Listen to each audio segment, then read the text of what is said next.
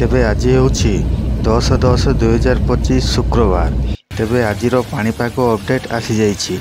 आज 20टी जिल्ला को येलो वार्निंग जारी करा जाइछि आंचलिक पाणीपाग विभाग भुवनेश्वर द्वारा।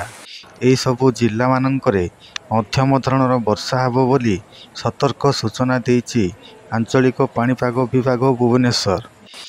ता सहित गोटे जिल्ला रे प्रबल वर्षा हेबार संभावना रहिअछि। एही जिल्ला मानकरे बिजुली घड़घड़ी मारिबा सह 30 ରୁ 40 किलोमीटर बेगरे पवन बहिब बोली पाणीपाग विभाग पक्षरु कहुଯାଇଛି। तेबे कालीठारु राज्य रे घूर्णिबलयर प्रभाव आरंभ होइजिबो, जहा फलरे राज्य रे आगकू 5 दिन प्रबल वर्षा हेबो।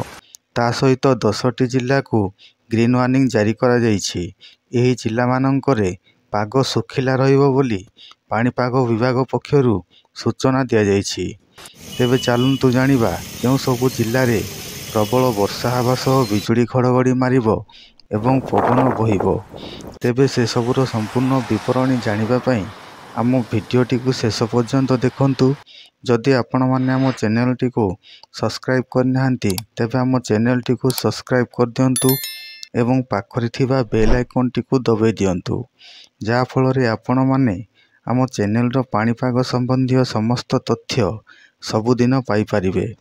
तेबे येलो वार्निंग जारी करा जाइथिबा 19 जिल्ला जोंठी सामान्य वर्षा हेबार संभावना रहिअछि सेही जिल्ला गुड़िक हेउछि गंजाम, नयागढ़, खोर्धा, पुरी, जगतसिंहपुर, केन्द्रापड़ा, कटक, जाजपुर, भद्रक, बालेश्वर, अनुगुल, ढेंकानाल, केन्दुझर, मयूरभंज, मालकानगिरी, कोरापुट, रायगड़ा, बौद्ध, कंधमाल। येलो वार्निंग जारी करा जाइथिबा गजपति जिल्ला रे प्रबल वर्षा हेबो बोली पाणीपाग कार्यालय सतर्क करिअछि। ग्रीन वार्निंग जारी करा जाइथिबा 10टी जिल्ला हेउछि